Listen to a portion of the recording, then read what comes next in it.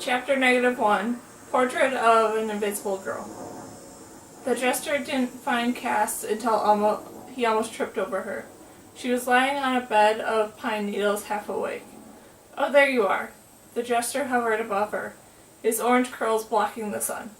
"Are you all right? I've been looking all over." Cass forced herself to sit up. "I'm fine. I just had to lie down for a sec."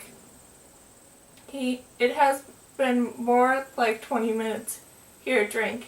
He offered a cup of water, which she sipped gratefully. "I'm very glad I found you. You never know how useful an invisible friend is going to be until you had one. I don't think I could possibly survive without one now." The jester patted Cass's head. "Braids, am I right? Are you solist with this invisible friend of yours?" Cass and the jester both looked up, startled. Anastasia smiled mischievously. "I suppose you can't be too careful with invisible creatures. Without proper care, they're liable to vanish altogether." "Invisible creatures," the jester spluttered. "What invisible creatures?" He stood up and took a step away from Cass, studiously avoiding looking in her direction. "My question exactly. I would simply have dismissed you as a crazy had I not seen the sword fly through the air a little while ago." "You did not believe the legend then?" queried the jester, recovering. "I know nothing of legends. I know what I see." "Very well, I'll admit. I invited the legend. But did you not know that I myself am virtually a legend? A legendary magician, that is. The master illusionist who can make inanimate objects appear to fly.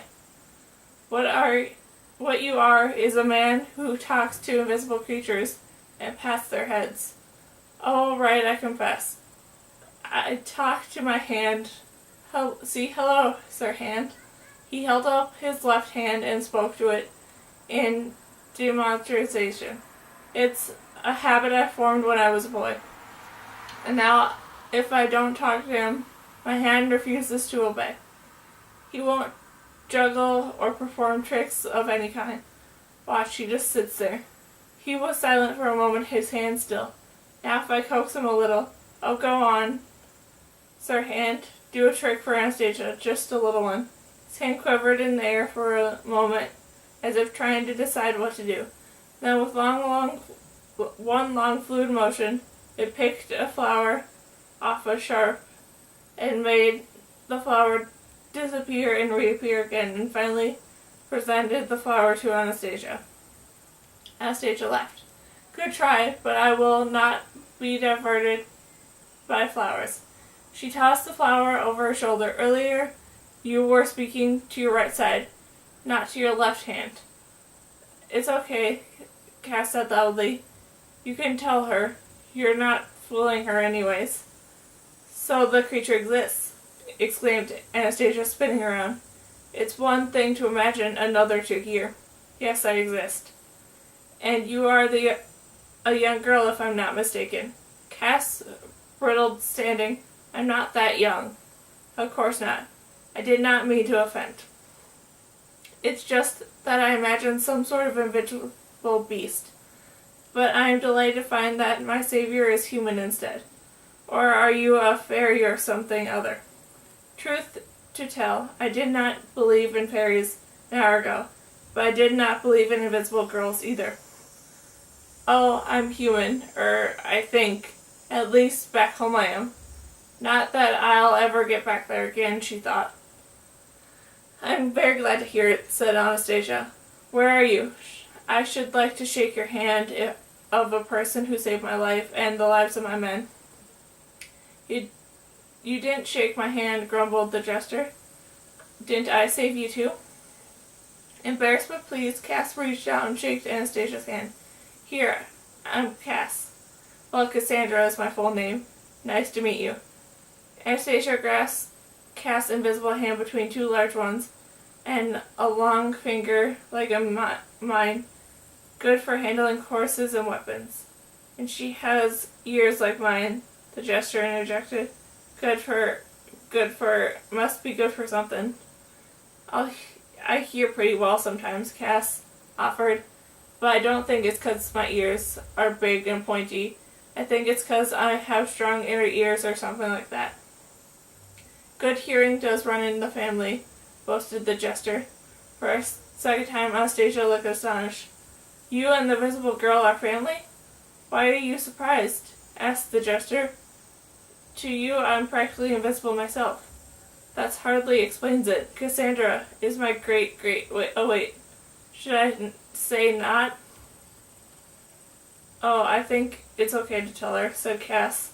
I mean, just a little bit.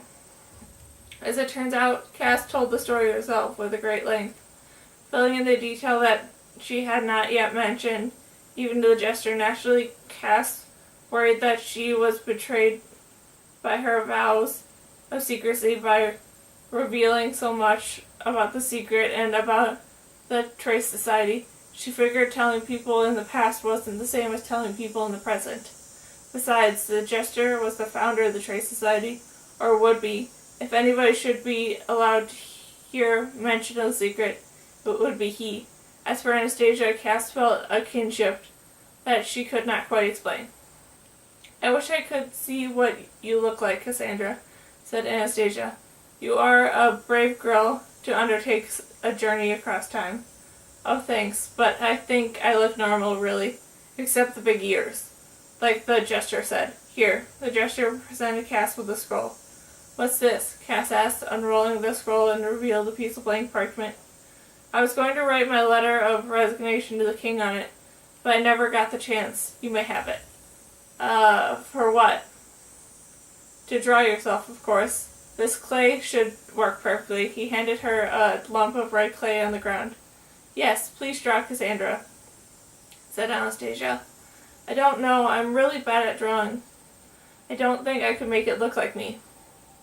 Well, if it doesn't, we'll never know, will we? The jester pointed out. Under pressure, Cass sketched for a few minutes. When she finished, she was distinctly unhappy with the product. Between the stiff braids and the exaggeratedly pointy ears, her drawing had a cartoonish quality of something a cruel classmate might have scribbled in a notebook and pasted on Cassandra's locker. But an adult seemed to like it. At the very least, they were fascinated by the sight of the drawing and appeared to draw itself. Ah, I see you have the jester's ears, but trust me, they are far more charming on you, said Anastasia, with a sideways glance at the jester. May I keep the drawing? Sure, I mean, if you really want to, said Cass shyly. Hey, did you guys hear that? What? That voice. The soldiers must be coming back, said Anastasia. I expected this. Now that they are aware, they're questioning what they saw, and they are worrying what will happen to them if they fail to bring my head to the king. We must go. My men are waiting. The jester smiled. There was no more talking, but his being exiled from the group. No, don't worry. It's not a soldier. Cass stopped herself before she said Max Ernest's name. Most likely they wouldn't recognize it. And if they remembered her mentioning her future residing friend, they would think that she's losing her mind, and perhaps she was. But Anastasia had already strode away and was starting to straddle her horse. You can go, I'll catch up, said Cass to the jester, feeling faint again.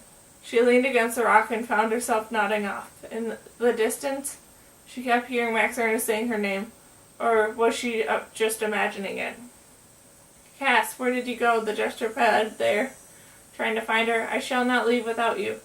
Max Ernest would be so disappointed when she came back without the secret. She thought if she came back. Cass struggled to keep her eyes open.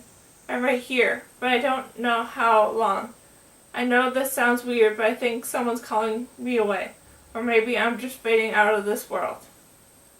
Nonsense. You look as good as ever. Your skin is so clear and you are without a blemish. Ha ha. Cass tried to laugh but couldn't quite manage it.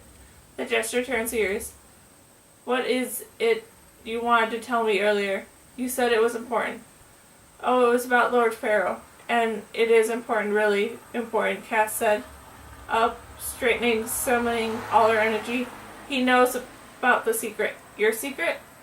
Well, it's not mine yet. That's why, after I'm gone, you have to go after him for me. Lord Pharaoh? The awful alchemist? Why would I ever want to go near him? To find the secret yourself, of course. And to keep him from learning it. Or from using it if he already knows it. So you can start the trade society like you're supposed to. The jester looked distressed. I don't know. Lord Pharaoh is a very powerful man. And I'm just a jester. I'm not even a proper jester anymore. Well, I'm sure Anastasia will help you anyways. You don't have a choice. History depends on it. Otherwise the Midnight Sun will have the secret instead of you. You are very bossy for an invisible girl, you know that? Promise me. Very well, I promise. And then when you find the secret, you have to leave it for me. How do I leave a secret? Do you assume that it has physical properties? You know what I mean. A clue, a message. Just write something and leave it for me so I can find it in the future. Where? I do not even know where you live. Or rather, where you will live. Cass thought quietly. The name of her hometown would mean little to this man. Even the name of her home country would mean little. She did her best to identify where she lived using names he would recognize. It was a bit like playing 20 questions, but she had an inspiration. Forget about my house, it's too iffy.